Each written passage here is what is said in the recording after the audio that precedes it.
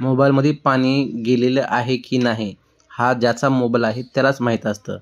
पण पाणी गेल्यानंतरसुद्धा आपण वरून पुसू शकतो. पण मध्ये पाणी गेले, किती पाणी गेले आणि ते मोबाईलमध्ये पाणी किती वेळ राहिलं ते मोबाईल च्या कुठल्या पार्टपर्यंत पाणी गेलं आहे आणि त्याच्यामुळे कुठले पार्ट खराब झालेत हे आपणाला मोबाईल उकलल्याशिवाय कळत नाही. मोबाईल बंद पडला तर आपण समजू शकतो की पाण्यामुळे बंद पडला, पण अजून त्याच्यामध्ये काय काय प्रॉब्लेम झाले तर कीड जळाली, बॅटरी सर्किट झाली किंवा कॅमेरे खराब झाले, असे बघण्यासाठी आपण मोबाईल उकळावा लागतो.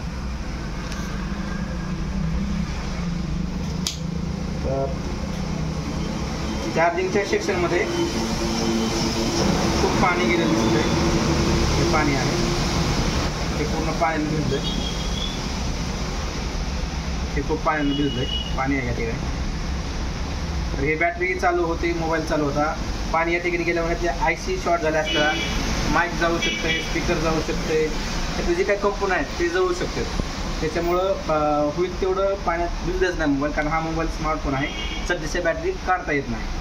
ठीक आहे, तर हे पाणी पुसून घेऊ आपण. हॉट मशीननं आपण हे सुकवून घेऊ. ह्याच्यामध्ये चार्जिंगचा प्रॉब्लेम येऊ शकतो, डिस्प्लेचं कनेक्टर, चार्जिंगचं कनेक्टर जळू शकतं. तर आपण हे नवीन डिस्प्ले लावून बघू, चालला तर ओके, डिस्प्लेच्या कामामध्ये होऊन जाईल. नाहीतर मग त्याच्यासाठी हे बोर्ड बदलावं लागेल किंवा या ठिकाणी ICचं काम वगैरे करायची गरज पडू शकते. ठीक आहे, तर आपण डिस्प्ले आणून चेक करून पुन्हा व्हिडिओ बनवून टाकू. तर आता आपण मोबाईलला हे जे पाणी गेलेलं आहे, या ठिकाणी पाणी आहे, तर हे आपण हॉट मशीननं त्याला सुकवता.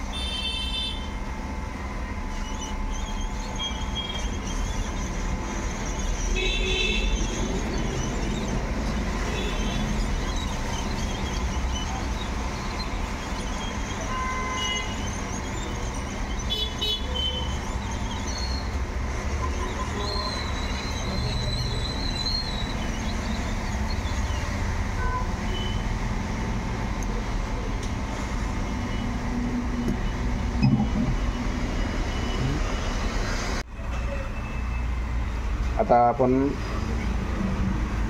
डिस्प्ले बाजूला काढूयात. तसं मग मोबाईल पाणी साफ केल्यानंतर चालू करून बघतोय, चालू होत आहे पण डिस्प्ले येत नाही.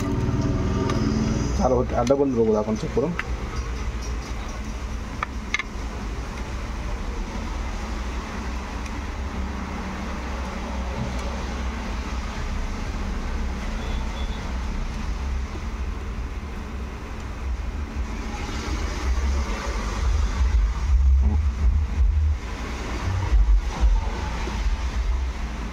बटन दाबलं,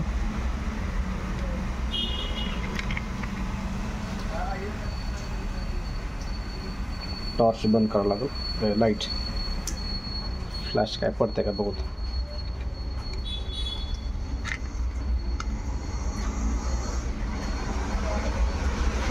मोबाईल चालू झाला आहे, व्हायब्रेट झाला आहे मोबाईल, माझ्या हाताला जाणवलं आहे. स्क्रीन काही दिसत नाही. थोडीशी अशी लाईट केल्यावर माझ्या नजरेत दिसते पण कॅमेरा दिसत नाही, म्हणजे डिस्प्ले बदलून बघावं लागेल. आता हे आपण डिस्प्ले बाहेर काढूयात. त्यासाठी हॉट मशीनचा वापर करावा लागेल. हे आहे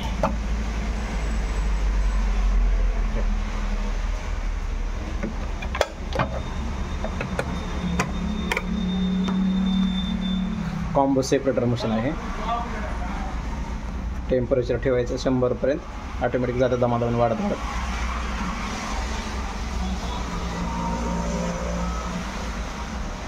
व्हॅक्यूम बटन आहे. व्हॅक्यूम बटन दाबलं की ते कॉम्बोला असं ग्रिप करून पकडतं आहे. झालं, पकडलं म्हणजे हे उचललं तरी निघत नाही. आता गरम होतं आहे मोबाईल आणि जो कॉम्बो चिटकवलेला आहे तो ढिला होतो आहे.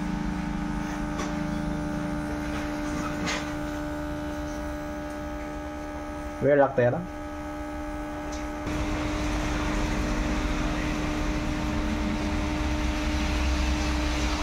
कॉम्बो गरम झाला आहे आता. आता आपण त्याला उचकून बघत निघते का.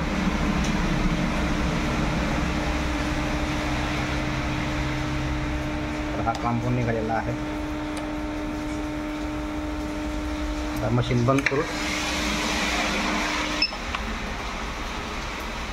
बाजूला काढतो.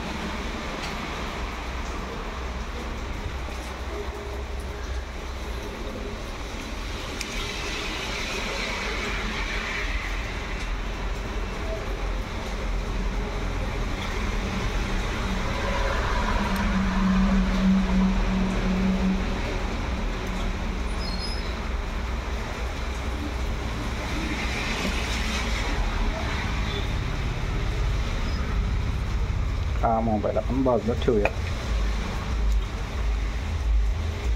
हा हे कॉम्बो. आता हे पाणी गेल्यामुळं या ठिकाणी याच्या ज्या काय IC असतात, छोटे मोठे पार्ट असतात ते डॅमेज झाले.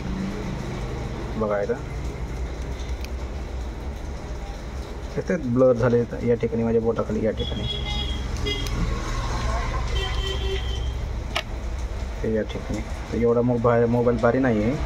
हे बघा हे ठिकाणी जळालं ते जे आहे का ते या ठिकाणी. त्याच्यामुळे याची लाईट पण लागत नव्हती आणि डिस्प्ले पण दिसत नव्हता.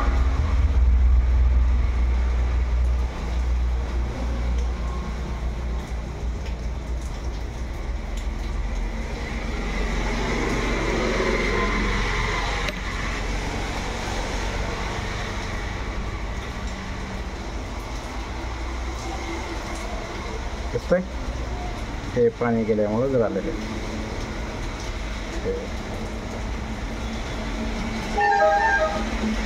या ठिकाणी जळालं आहे. हे सगळं पाणी गेल्यामुळं जळतं आहे. हे आपण बाहेरून दिसत नाही. मोबाईल पूर्ण उकळल्यावरच कळते किंवा काय झालं आहे काय नाही. तर आपण दिसायला नवीन डिस्प्ले आणू होता, कॉम्बो आणू होता आणि नवीन टाकूया.